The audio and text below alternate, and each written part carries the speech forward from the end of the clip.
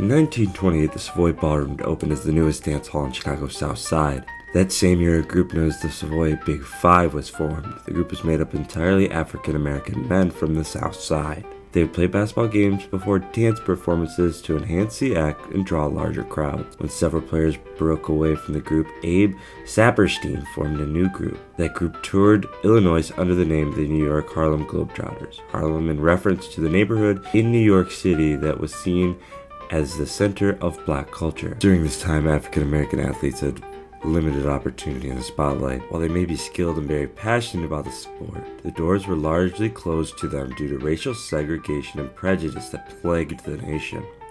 This lack of opportunity led to the creation of a team that would on paper break barriers. An all-African-American basketball team that would not only compete in games but dazzle and captivate audiences.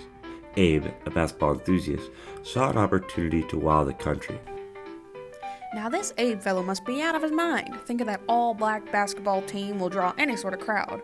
Why, that's never been done before, and I know they may be starting out, but does anyone think they're gonna be going anywhere? Although commonly associated with performance and comedy today, in the early days, the Globetrotters were one of the best basketball teams in the United States. They were one of the only African-American teams in the country at the time, and with their continued touring and their culture outreach, they were able to recruit the best African-American players in the country.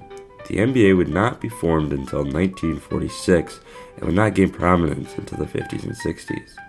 This led the Globetrotters playing a series of tournaments and exhibitions. In 1940, they won the World Professional Basketball Tournament in Chicago. In 1948, they defeated the Minneapolis Lakers, an all-white team in the NBA.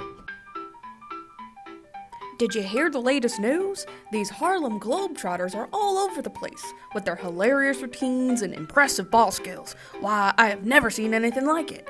I went just last week to witness a tournament championship game and see what all the hullabaloo was about, and golly, those men run those courts.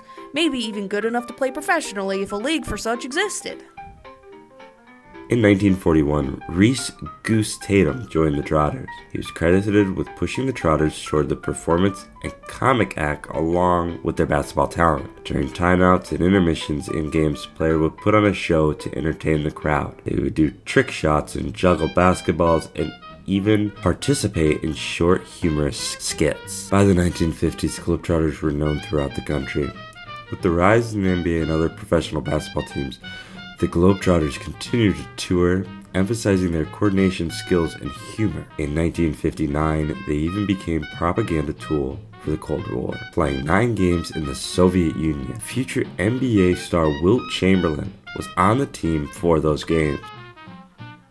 Holy moly, geez, sir, they were amazing. Not only were they hilarious and amazing, what a really good show, but they worked so perfectly together as a team where everyone had amazing ball skills. I even got to high-five Wilt Chamberlain as he was leaving the court. This was the best experience of my life, and I'm never going to wash this hand. When I grow up, I want to be a Harlem Globetrotter.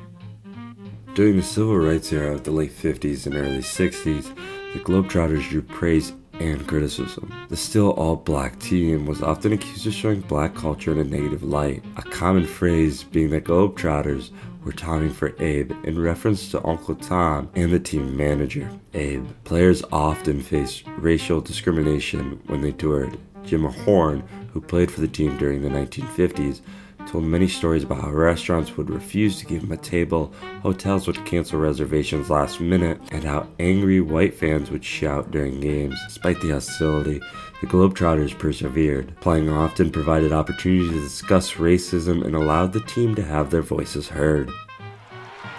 Another incredible performance by the Harlem Globetrotters all over the weekend, despite the backlash they faced when playing through the racism and ridicule at most of their games. Why can't people just recognize talent for when they see it? Why does it matter the color of their skin? These men are incredible ball players, and I think that the professional all-white teams we have today could learn a thing or two about inclusion or face worse things in the future.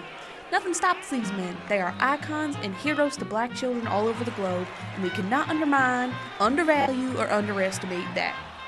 Today, the Globetrotters remain touring as an all-black team. They They continue to play stylistic basketball and participate in comedic routines during the breaks of games. In 2002, they were inducted into the NBA Hall of Fame. Their legacy paved the way for black athletes in the NBA and other professional leagues, and their court antics inspired other teams the same vein, most famously the Savannah Bananas of baseball. With their continued touring of the Globetrotters will go on to inspire thousands of fans and dazzle crowds.